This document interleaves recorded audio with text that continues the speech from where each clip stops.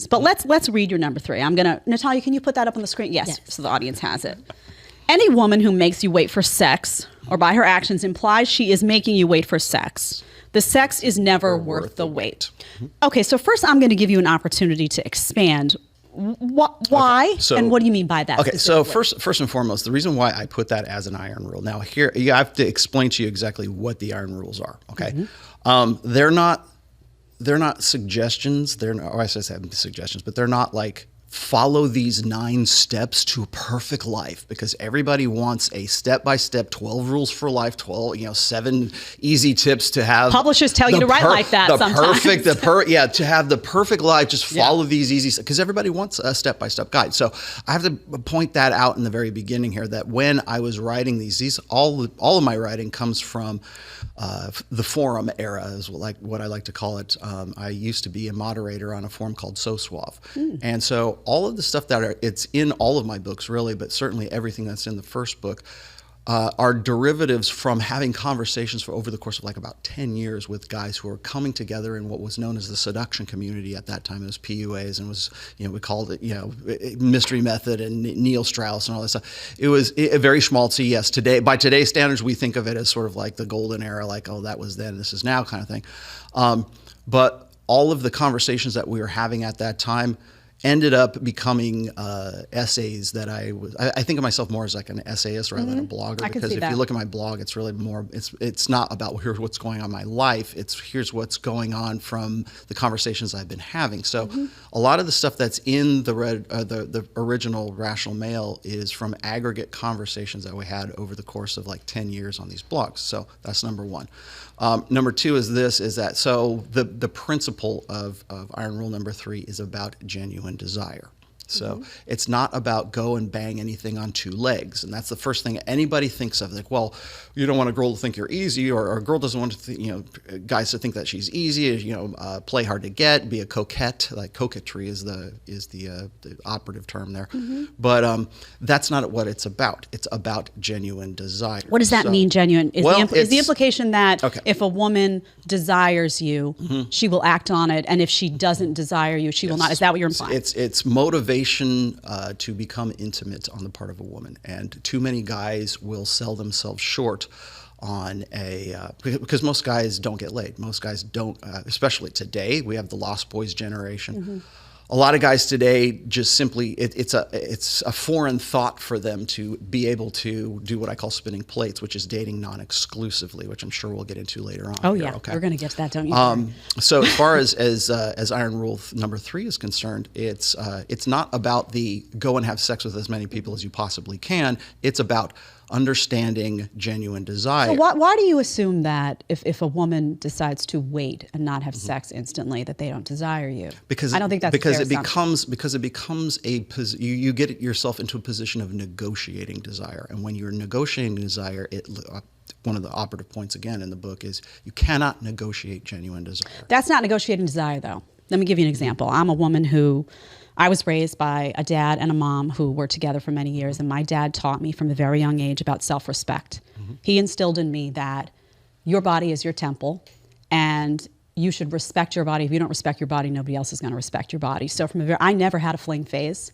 I never, ever had a one-night stand in my life. Never had a hoe phase, never had a one-night stand in my life. Every single person that I slept with meant something to me. I wasn't in love with them all, but I was in deep like. It had value to me. There were guys that I went out on dates with who I desired plenty. But I wanted to give it a minute. How did you express that desire to them?